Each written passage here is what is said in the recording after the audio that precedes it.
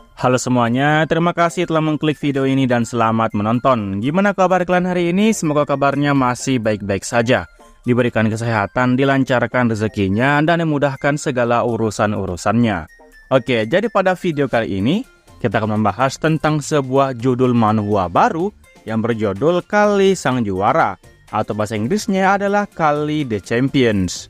Nah, jadi manhwa yang satu ini dirilis pada tanggal 22 Oktober tahun 2023 ini. Manhwa ini ditulis oleh seorang autor yang bernama Baeksu Noble dan juga U113 yang mempunyai genre antara lain genre action, drama, fantasi, shonen, dan juga genre sports. Nah, jadi gimanakah keseruan dari alur ceritanya? Maka dari itu, silakan disimak video ini sampai habis. Namun sebelum masuk ke dalam alur ceritanya, seperti biasa, jangan lupa untuk menyiapkan cemilan ataupun minuman di dekat kalian. Dan kalau semuanya sudah santuy sempurna, yuk langsung saja kita lanjutkan pembahasan alur ceritanya. Dan seperti biasa, intro.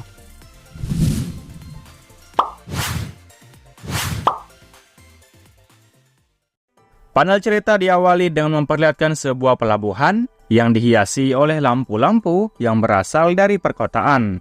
Nah, di antara kontainer yang ingin dibawa berlabuh, kita kemudian bisa melihat terdapat beberapa orang berjas hitam yang sedang membuli satu orang yang berada di tengah mereka. Ya, orang yang dibuli itu merupakan seorang pria menyedihkan dengan udut yang terdapat di mulutnya. Di bagian perutnya juga terdapat sebuah luka akibat serangan dari senjata tajam. Di sekujur tubuhnya juga terdapat banyak luka memar. Di sana dia hanya terduduk diam sembari ngos-ngosan. Oke, jadi seorang pria yang menjadi MC kita pada manhwa kali ini adalah seorang pria yang bernama Park Kang-tae. Kang-tae di sini masih nampak ngos-ngosan parah sembari berkata, "Sial." Dia berkata kalau rasa sakit yang mereka berikan itu sungguh sangat luar biasa dan mereka semua merupakan orang yang kurang ajar.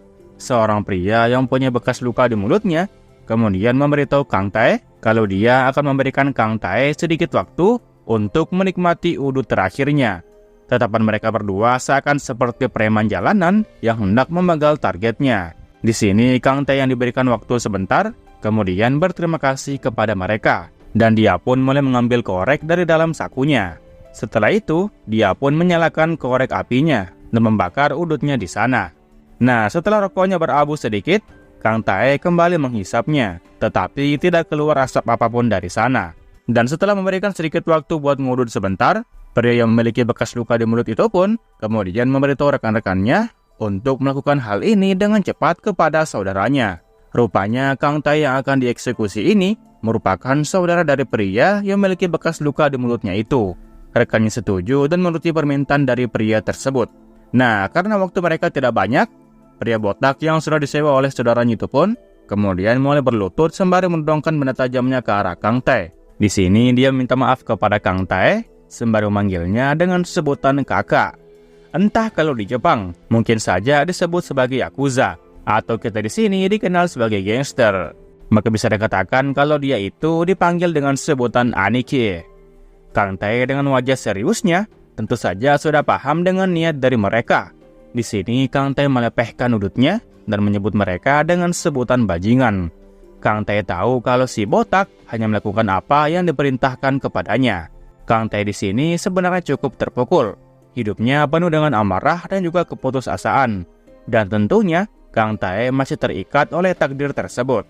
Ya, bagi Kang-tae, boxing atau menjadi petinju itu adalah segalanya baginya. Kang-tae memiliki semua hal yang bisa menjadikannya menjadi seorang petinju, seperti tinggi badan, kekuatan tinju yang mumpuni, dan juga kemampuan yang cukup hebat. Bahkan saat Kang-tae masih SMA dulu, dia bahkan pernah disebut sebagai seorang yang akan sukses dalam dunia perboksingan. Tetapi Kang-tae tetap tidak bisa mengabaikan tentang provokasi yang menghampiri dirinya secara terus-menerus. Karena Kang-tae mengakui kalau dia lumayan sulit dalam mengendalikan emosinya. Yang alhasil karena dia selalu diajak buat berduel, akhirnya Kang-tae pun diajar habis-habisan oleh orang yang ingin menghabisinya.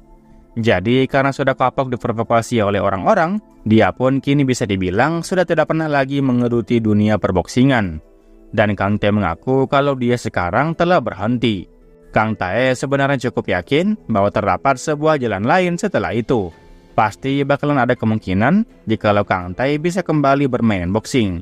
Setidaknya ada sebuah cara untuk mencari uang atau penghasilan sebagai seorang yang cukup ahli dalam bidang boxer. Ya, percuma saja untuk menyesali semua itu pada saat sekarang ini. Tetapi, jelek. Senjata tajam itu pun akhirnya tertancap juga di tubuh Kang Tae. Kang Tae seketika merasakan rasa sakit yang luar biasa, dan dirinya hanya bisa menahan rasa sakit tersebut. Kalau saja Kang Tae memiliki kesempatan 2 kali, tidak, bahkan jika 1 kali saja, maka Kang Tae sangat ingin untuk melakukan kegiatan boxing sekali lagi. Di sini, mata Kang Tae yang awalnya masih terbuka setengah, sesaat kemudian tertutup sepenuhnya. Kang Tae sudah dikonfirmasi telah meninggal dunia. Nah, di dunia lain saat ini, terdapat banyak anak-anak yang menyebut salah satu anak dari sana sebagai orang yang tidak berguna, dan dia malu menjadi seorang boxing pemula seperti anak ini.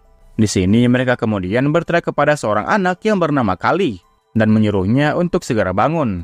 Dan Kali yang disebut bajingan oleh mereka ini, apakah sekarang benar-benar telah mati?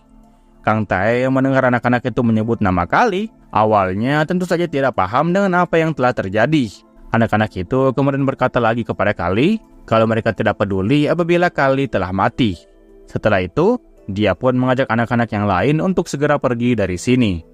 Kang Tae tidak mengerti dengan apa yang terjadi dan tentang siapa mereka-mereka ini. Sepertinya nama Kang Tae tidak dikenal oleh anak-anak itu. Nah, lantas siapakah namanya? Kita kemudian diperlihatkan anak-anak nakal tersebut yang sudah lari meninggalkan tubuh Kali yang sudah babak belur dan juga mengeluarkan cairan merah.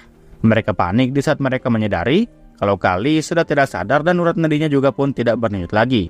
Di sini, sesaat setelah anak-anak itu pergi, Kali pun membuka kedua matanya dan dia menatap dengan tatapan yang kosong. Namun setelah dia tersadar sepenuhnya, dia pun seketika melotot dan bangun dari tanah tempat dia tepar sebelumnya.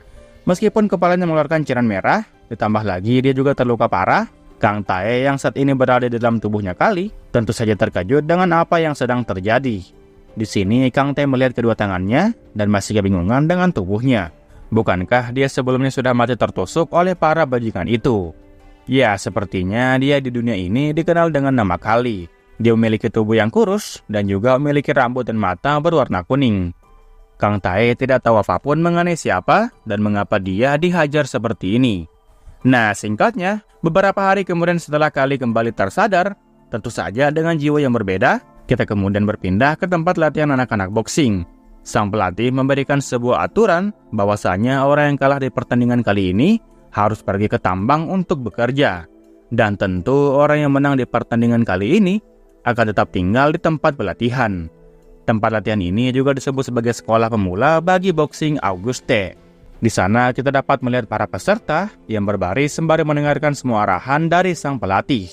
Di sini sang pelatih kembali menambahkan, jikalau kalian semua tidak ingin pergi ke tambang buat bekerja, maka kalian harus berlatih serius seperti kalian seakan-akan hampir mati. Mereka semua diminta untuk mendengarkan baik-baik tentang semua arahan ini. Karena sekarang sang pelatih akan mengelompokkan mereka semua menjadi berpasang-pasangan. Dan pasangannya itulah yang akan mereka hadapi nanti. Oh ya, pelatih ini bernama Niksar. Pasangan duel pertama ada Toros dan Meros. Setelah itu ada Undat dan Bizan, ada Kizo dan Damian, ada Johnny dan juga Caesar. Dan terakhir ada Slit melawan Kali. Ya, sang MC kita. Nah, pasangan-pasangan duel ini akan dipanggil untuk bertanding di minggu depan nanti. Di sini, salah satu pria yang ikut menjadi peserta latihan boxing ini, kemudian menerima arahan itu dengan baik. Dia bilang kalau pertandingan ini sudah jelas siapa pemenangnya. Rupanya tim yang kuat tidak menghadapi tim yang kuat juga, tetapi malah menghadapi tim yang lemah. Intinya, sejak awal pertarungan mereka sudah berat sebelah. Salah satu dari mereka yang lemah bahkan berkata kepada sang pelatih, kalau apakah sang pelatih ingin menyuruh kita untuk mati. Kali yang juga sudah paham kalau aturannya tidak adil, kemudian mulai menjelaskan semuanya di dalam hatinya. Sang pelatih malah memasangkan yang unggul dengan yang lebih rendah. Dan Kali tentunya mengetahui niat dari sang pelatih yang sebenarnya, yaitu untuk memanfaatkan yang lemah agar bekerja di dalam tambang. Nah, tambang ini adalah tempat yang berbahaya, di mana ada banyak orang yang telah mati karena akibat kecelakaan maupun penyakit paru-paru di abad 21. Lingkungan di tambang bakal lebih parah daripada tempat dimanapun. Jadi Kali harus menghindari tempat tambang ini mau bagaimanapun caranya. Nah, di saat dia memikirkan perihal hal tersebut, namanya tiba-tiba saja dipanggil oleh sang pelatih. Sang pelatih meminta kepada Kali untuk ikut dengannya sebentar. Dia bilang kalau dia ingin membicarakan sesuatu hal kepada Kali secara terpisah. Mendengar kalau sang pelatih lagi-lagi memanggil Kali, salah satu anak pun kemudian protes dan berkata kalau apakah Kali akan mendapat sebuah perlakuan khusus lagi. Sepertinya ini bukan pertama kalinya bagi Kali dipanggil oleh sang pelatih untuk berbicara empat mata dengannya. Yang lain menambahkan kalau Kali itu hanyalah seorang bocah brengsek yang tidak bisa mengikuti sesi latihan dengan baik. Oke, selanjutnya kita kemudian berpindah ke sebuah tempat yang dimana Kali sebelumnya dipanggil oleh sang pelatih. Di sini sang pelatih memberitahu Kali bahwa sang pelatih sudah mengajukan namanya Kali kepada tuan pemilik. Itu bertujuan agar Kali bisa dipulangkan kembali ke kampung halamannya. Kali yang mendengar informasi ini dari sang pelatih nampak paham dan hanya mengiyakan saja. Entah kenapa di dalam hatinya Kali dia malah merasa tenang.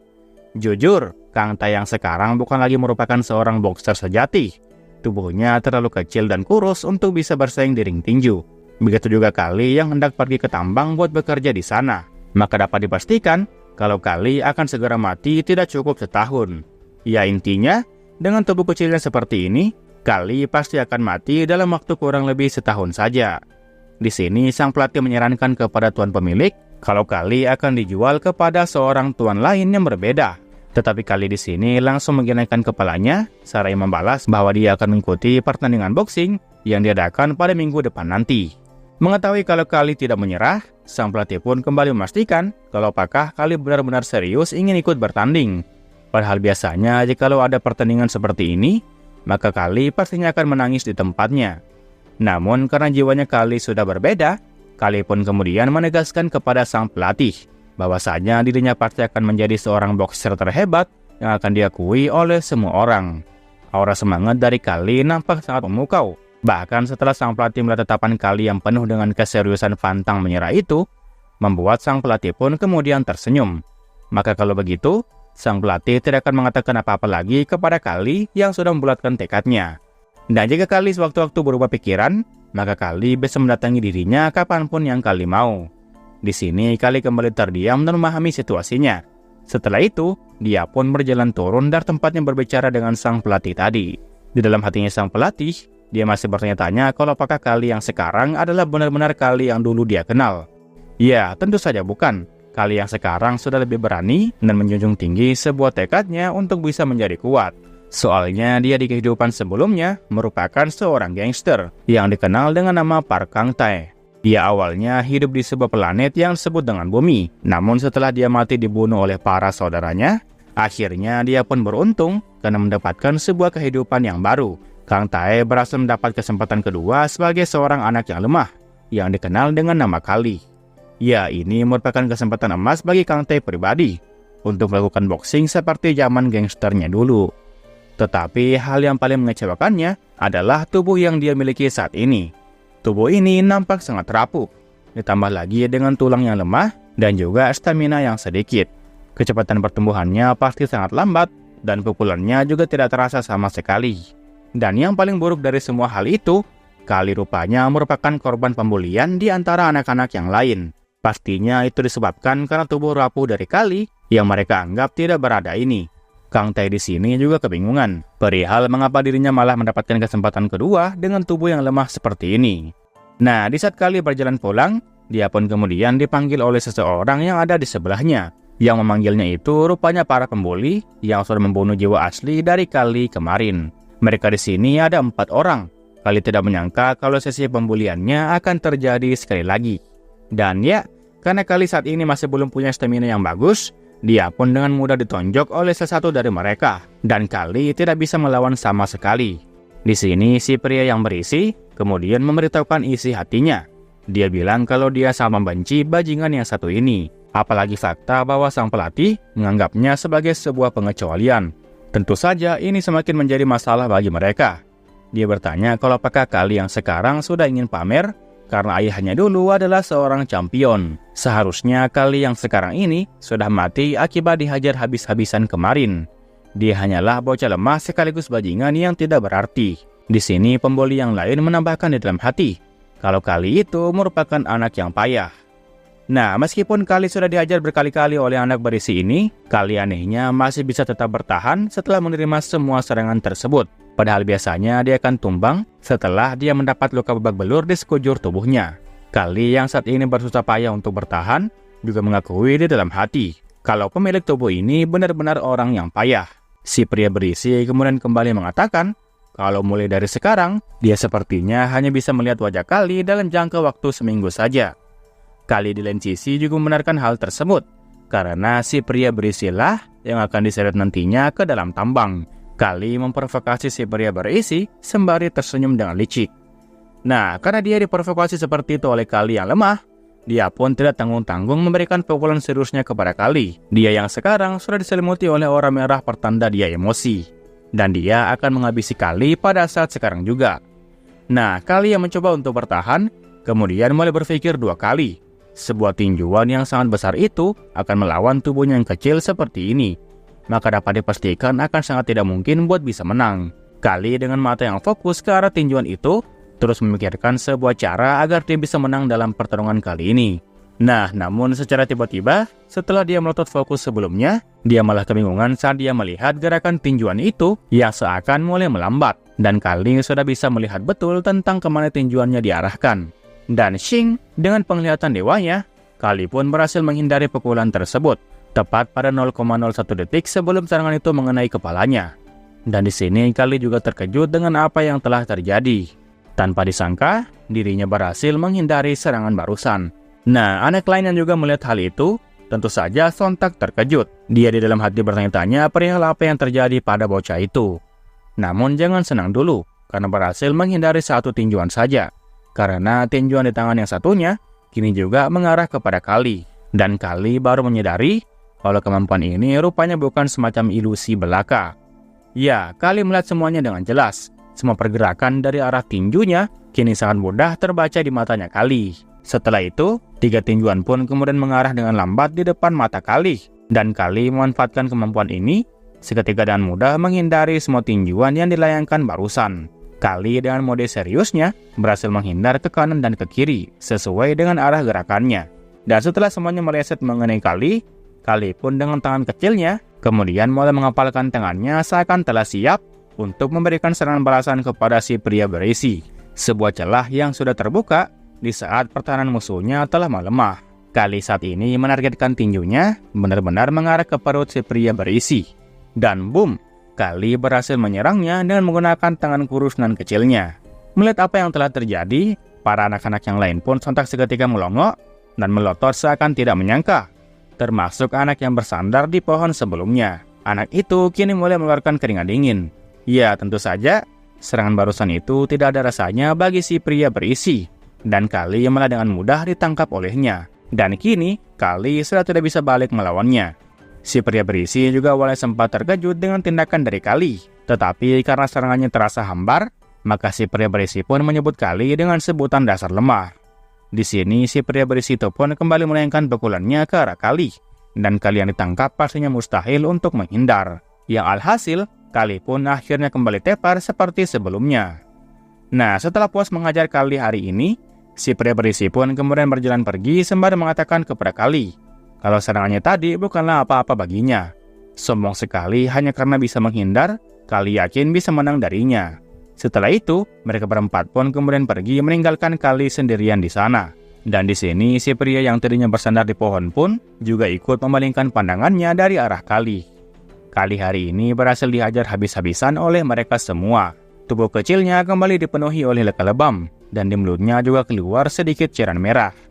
Namun sesaat kemudian, Kali mulai memasang wajah tersenyum. Setelah itu, dia malahan tertawa terbahak-bahak setelah dihajar habis-habisan oleh mereka.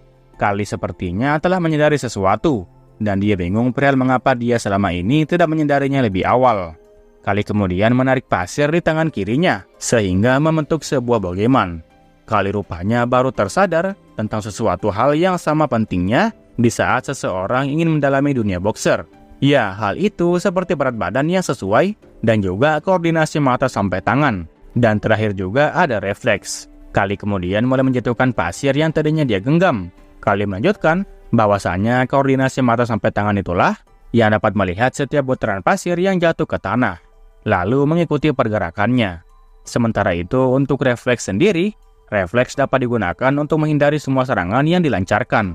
Itulah sebabnya Kali bisa menghindar ke kiri dan ke kanan tadi.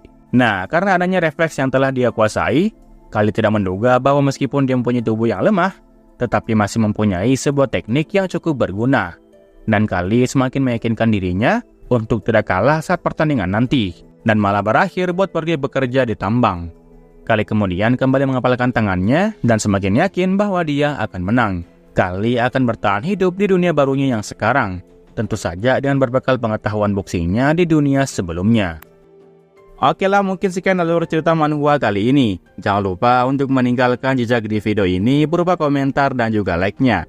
Oke, terakhir nama gua Rusdi. Sampai jumpa di video berikutnya. Assalamualaikum.